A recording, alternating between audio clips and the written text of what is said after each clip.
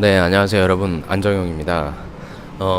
오늘은 제가 여러분들과 함께 자기소개 있지 않습니까? 자기소개를 좀 어떻게 하면 괜찮은 자기소개를 만들 수 있는지에 대해서 좀 말씀을 드리려고 해요. 자기소개 이론은 워낙에 좀 많은 분들에 있어서의 어떤 뭐 설왕설래라든지 이런 부분이 있기 때문에 무엇이 맞다라고 정의 내리기는 조금 힘들 것 같습니다. 그래서 저도 여기서 말씀드리고자 하는 거는 뭐 제가 말씀드리는 어떤 자기소개서 이론이 100% 맞다는 건 아니고요. 여러분들이 자기소개를 만드시는 그 입장에서 A라고 하는 이론이 있을 거고 B라는 이론이 있을 거고 C라는 이론이 있을 텐데 그 중에 하나의 이론으로서 여러분들이 조금 받아들여 주셨으면 좋겠습니다. 일단 저는 자기소개는요, 먼저 내용적인 부분들을 좀 말씀드리자면, 전 여러분들이 이 자기소개를 통해서 내가 면접관한테, 평가자한테, 어떤 좀 임팩트를 주고 싶다라는 욕심을 부려도 되는 사람인지 아닌 사람인지에 대해서 먼저 좀 생각해 봤으면 좋겠어요. 무슨 말이냐면 여러분들은요, 여러분들 스스로가 다 다르기 때문에 소위 얘기해서 내가 좀 말을 잘하는 친구고 표현력이 좋은 친구는요, 그런 분들 같은 경우에는 면접관한테 내가 뭔가 좀 임팩트를 주고 싶다라는 욕심을 부려도 돼요. 그런데 여러분들 중에 대다수는요, 정말 내가 어떤 면접관한테 임팩트를 줘야 되겠다라고 생각해서 행동할 수 있는 사람보다는요, 너무 떨어가지고 사시나무 떨듯 떨어서 아니면 무슨 말할지도 몰라서 그런 것들을 뭐 기억도 소위 안 나는 거죠. 그래서 말도 제대로 못하는 분들이 부지기수거든요. 그럼 그런 분들이 과연 면접을 잘 본다라고 하는 그런 전제도 없는 상황에서 무슨 면접관한테 임팩트 있는 말을 던지냐는 거죠.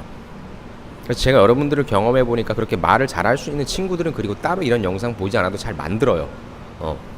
그러면 대다수의 여러분들이 이 영상을 보시는데 제가 말씀드린 대로 약간 좀 떨어서 어떤 표현법이라든지 이런 게 좀 부족하다라고 하면요, 제 생각에는 욕심을 내기보다는 이 자기소개의 시간을 평가자한테 긍정적인 어떤 메시지를 던지기보다는 내가 긴장을 푸는 수단으로 활용했으면 좋겠어요. 그러니까 제가 이게 또 여러분들을 만나면서 또 새롭게 만들어낸 이론이기는 한데요, 무슨 말이냐면 어찌됐건 면접이란 건요, 보면 볼수록 점점 내 페이스를 찾는다는 거죠. 근데 초반에는 내가 진짜 뭐 면접을 보러 왔단 말인가, 그 다음에 이 상황이 주는 압박감, 그 다음에 딱딱함이 주는 어떤 뭐라고 해야 되나, 불쾌함, 이런 것들이 좀 있어서 내가 정말로 아무리 잘 준비를 했을지라도 이게 잘 안 된다는 거죠. 그래서 내 페이스를 찾기가 힘들기 때문에 조금이라도 빨리 내 페이스를 찾는 연습을 해야 되는데, 저는 자기소개를 그런 식으로 좀 활용했으면 좋겠어요. 무슨 말씀인지 이해가 되시나요? 그래서 자기소개라고 하는 내용에 있어서 면접관한테 어떠한 임팩트를 준다라고 하시는 분들 알아서 주시고요.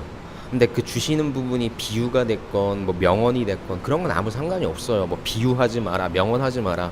정해진 규칙이 어디 있겠습니까? 여러분들이 하고 싶은 대로 하세요. 그런데 내가 그렇지 못한 사람이라면 굳이 내용에 있어서 얘기도 잘 못했을 뿐더러, 그렇죠, 그 내용이 와닿지도 않고요. 제일 중요한 건 표현법이 없는 사람인데 어떻게 그런 부분들을 강조하겠냐는 거죠. 그래서 정하세요. 그래서 저는 최초로 여러분들이 준비를 하실 때는 내가 긴장을 해소하는 수단으로서 삼겠다라고 한다는 차원부터 접근하시면 좋을 것 같아요. 그럼 이런 것들을 내가 계속적으로 연습하면서 내 스스로가 긴장도 풀리고 내가 하고자 하는 말을 내가 감정도 담을 수 있게 되고 소위 내가 이 말을 갖고 놀 수 있게 되는 수준이 되면, 그때는 이제 나 면접관한테 한번 임팩트 있게 던져봐야 되겠다, 그런 욕심을 그때 내라고 하는 거죠. 이해되십니까? 그렇다면 잠깐 여기서 조금 플러스 알파 내용을 확장할게요. 그럼 어떤 내용을 하는 게 가장 좋냐? 임팩트 있는 내용은 일단 빼고요. 그건 제가 다음번에 다시 말씀드릴 거고, 오늘은 내 스스로를 그냥 있는 그대로 보여드리고 소프트하게 접근을 하고, 그 다음에 면접관한테 어떤 임팩트라기보다는 내가 긴장의 수단으로 삼는다는 차원으로 봤을 때 제일 좋은 건 뭐냐면, 여러분들이 자기소개 때 작성했던 성장 과정이라는 항목이 있을 거고요. 여러분들이 자기소개 작성했던 성격상 장점이 있을 거예요. 성장 과정에 뭐가 들어있죠? 가치관이나 생활신조 들어가 있잖아요. 그거 갖고 오는 거예요. 예를 들어서 뭐 제가 많은 예를 들었지만, 저는 남들과 같이 사는 삶을, 더불어 사는 삶이 중요한 가치라고 생각한다. 왜 그런지에 대한 이유와, 그래서 여러분들 이렇게 살았던 블라블라, 그래서 니네 회사에서도 이렇게 남들과 같이 잘 협력하면서 살고 싶다라는 얘기해도 돼요. 아니면 제가 어저께 봤던 자기소개서에는 나는 사람들에게 어떤 의미 있는 삶을 살고 싶다. 또 사회적 가치를 얘기하는 거죠. 그러면 왜 그런지에 대한 이유와 또 여러분들이 그렇게 살았던 모습에 대해 써주면 돼요.